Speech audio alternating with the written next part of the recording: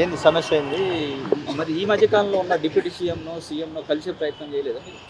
ఇక గవర్నమెంట్ కొత్తగా ఉంది కాబట్టి వాళ్ళు కొత్త 3 మంత్స్ అవుతున్నా కూడా వాళ్ళకి సంబంధించిన అసెంబ్లీ మీటింగ్లు బిజీ ఉన్నారు. మాకు వాస్తవానికైతే టైం ఇవ్వలేదు. ఈ గాంధీ భవన్కి వస్తేనన్నా ఎవరైనా రిప్రజెంటేషన్ ద్వారా మనం గవర్నమెంట్కి తీసుకెళ్లాలనే ఉద్దేశంతో అందుకే ఇక్కడ గాంధీ భవన్ వచ్చినటువంటి ఒక ముఖ్య ఉద్దేశం ఇక్కడ ఉన్నటువంటి పెద్దలు మమ్మల్ని ఒకసారి సీఎం రేవంత్ రెడ్డి గారు కానీ డిప్యూటీ సీఎం బట్టి విక్రమార్కతో కానీ ఈ నోటిఫికేషన్ సంబంధించి అవకతవకలు జరిగినాయి అన్నమాట వాస్తవం.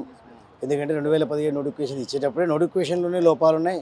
దాన్ని బేస్ చేసుకొని ముందు ప్రిలిమ్స్ ఎగ్జామ్ రాసిన తర్వాత కోర్టుకు కొంతమంది సభ్యులు వెళ్ళిరు. ఎందుకంటే ఒక పేపర్ మొత్తం ఒకటే ఇన్స్టిట్యూట్ నుంచి వచ్చిందని కూడా అప్పుడు వచ్చింది. దాన్ని కూడా ఉన్నటువంటి ఎక్కువ మోతాదులో ఉన్నటువంటి ఎవరైతే ఉన్నారో దాన్ని కూడా కోర్టు నుంచి అధిగమించి మెయిన్స్ కూడా ఎగ్జామ్ కండక్ట్ చేయించుకోవడం జరిగింది. మనం ఒకవేళ ఇక్కడ ఉన్నటువంటి యొక్క చిన్నది వైస్ ప్రిన్సిపల్ సంబంధించినటువంటి యొక్క ఎక్స్పీరియన్స్ పెట్టడం వల్ల మాత్రమే ఇంటర్వ్యూకు అలో చేయలేదు. ఇక్కడ కొన్ని ప్రైవేట్ ఇన్స్టిట్యూట్లో వర్క్ చేసేటప్పుడు ప్రిన్సిపల్గా కరస్పాండెంటే ఉంటారు. చేసేటటువంటి యొక్క యాక్టివిటీస్ అంతా ప్రిన్సిపల్గా ఉంటుంది. కానీ వాళ్ళు ఇచ్చేటువంటి యొక్క ఎక్స్పీరియన్స్ సర్టిఫికేట్ వైస్ ప్రిన్సిపల్ ఇవ్వడం జరుగుతుంది. కేంద్రీయ విద్యాలయము సెంట్రల్ సంబంధించినటువంటి యొక్క ప్రిన్సిపల్ నోటిఫికేషన్లలోనేమో వైస్ ప్రిన్సిపల్ కూడా యాక్సెప్టెడ్ చేశారు, వాళ్ళు మెన్షన్ చేశారు. ఈ టీఎస్పీఎస్ సంబంధించినటువంటి దాంట్లో మెన్షన్ చేయలేదు. అక్కడ టీచింగ్ ఎక్స్పీరియన్స్ ఉన్నప్పటికీ అకాడమిక్ అడ్మినిస్ట్రేషన్ ఉన్నప్పటికీ వైస్ ప్రిన్సిపల్ అనే చిన్న కారణం చేత కొంతమందికి ఏమో సెకండ్ సంబంధించిన సర్టిఫికేట్ కూడా తీసుకున్నారు. వాళ్ళు కొంత ల్యాబింగ్ చేసుకున్నారో మరి ఏం చేశారో అప్పుడు ఉన్నటువంటి యొక్క కొన్ని అవకతవకల్లో భాగంగా చేసుకుని కొంత డబ్బులు ముట్ట చెప్పుకొని ఇంటర్వ్యూ వరకు వారు వెళ్ళారు. మాకు డైరెక్ట్ వచ్చేసి మాకు ఎలాంటి పోస్ట్లో కానీ ఎలాంటి లేకుండా సైట్లో రిజెక్టెడ్ లిస్ట్ పెట్టిరు అన్నప్పుడు మాత్రం మేము చూసుకోవడం జరిగింది.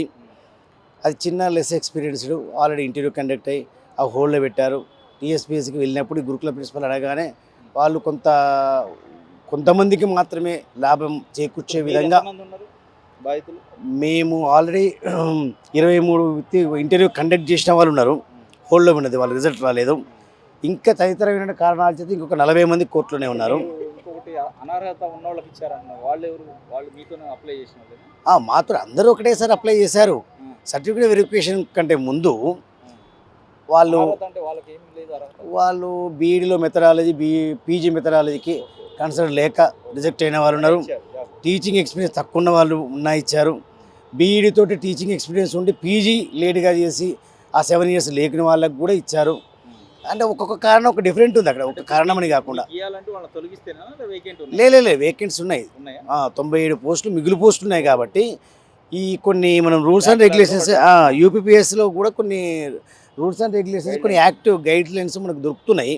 ఆ గూగుల్లో సెర్చ్ చేసినప్పుడు వాళ్ళు ఏం చెప్తున్నారంటే ప్రిలిమ్స్ మెయిన్స్ క్వాలిఫై అయిన తర్వాత సర్టిఫికేట్ వెరిఫికేషన్ అయిన తర్వాత చిన్న కారణాలు ఏమైనా ఉంటే అది మహిళా అభ్యర్థులుగా కొంతమంది మహిళలు ఎక్కువ ఉన్నారు ఈ పోస్టులో, పురుష అభ్యర్థులు తక్కువనే ఉన్నారు.